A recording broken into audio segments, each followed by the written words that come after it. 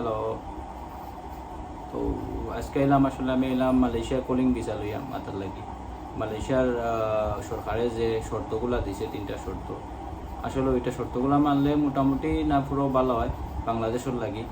আর যেহেতু যদি এটা বাংলাদেশের না মানে, তাহলে অনেক কিন্তু দালালগুলো কিন্তু আপনার ভিসা তারা নিতে করতে পারতো না, বা ভিসা তারা দালালি করতে পারতো না। আসলে দেখা যারা 17 সালেও আইসে, 2017 সালও, 15, 16 সালে, 17 সালেও যারা আইসে আসলে কলিং ভিসা, তারাও কিন্তু বেশিরভাগও কিন্তু আপনার 3 লাখ 4 লাখ টাকা দিয়ে পর্যন্ত আইসে মালয়েশিয়া।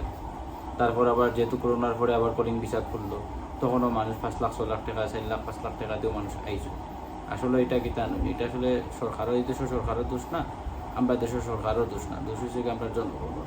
ওই যে আবার যে পরিস্থিতি মালয়েশিয়ার মাঝে, এখন আসলে মালয়েশিয়া খুব খাম নাই, তার খুব বেশি দরফা করো চলে ওখানকার যে পরিস্থিতি।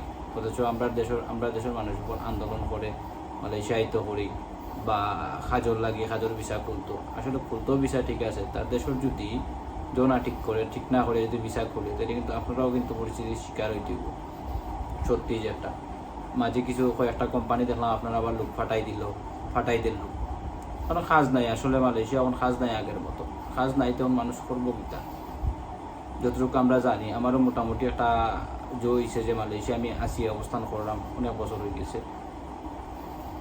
তার লাগে আসলে দেখলাম বা যখন আমার এখন বাংলাদেশি যারা আছে, এরা আসলে চাহিদাটা এখন কমে গেছে, বেশিরভাগও কমে গেছে। কারণ বাংলাদেশিরা রাখতে চায় না, বেশি বেতন দেওয়া লাগে, তারপর আবার করা লাগে, ওভার টাইম দেওয়া লাগে। অন্য দেশের নেপালি, মায়ানমার, এবারে পাকিস্তান, ইন্ডিয়া, এরা কিন্তু কম ওভার টাইম না দিলেও কিন্তু বেসিক দিলেও তারা চলে যায়, যার কারণে এরা কিন্তু যেগুলো ফুসাই দিতে পারে। আমরা বাংলাদেশের আসলে বেশি ওভার টাইম দেওয়া লাগে বা খাম দেওয়া লাগে বেশিরভাগও, আর আমরা আইও আসলে প্রচুর টাকা দিয়া, যার কারণে আসলে কিছু করারও থাকে না, এটা বাস্তব।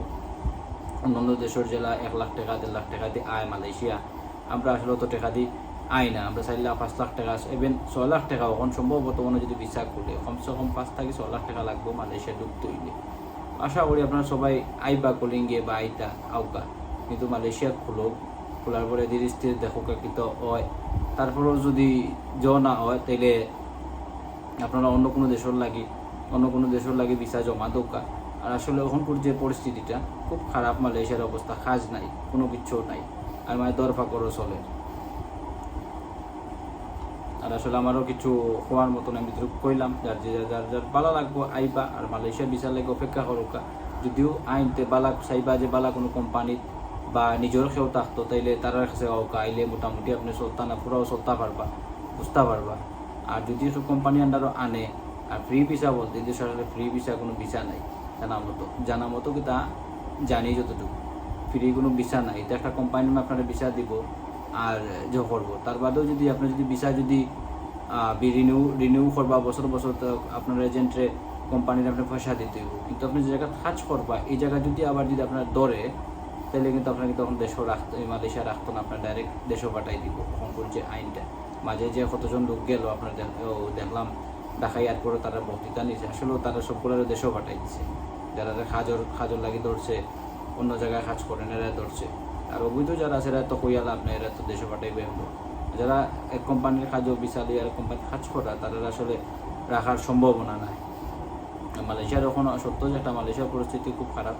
যে যেন আসেন সুস্থ থাকবা, পালা থাকবা, সেফ থাকবা, ওটাও সবচেয়ে বড় জিনিস। আল্লাহ হাফিজ।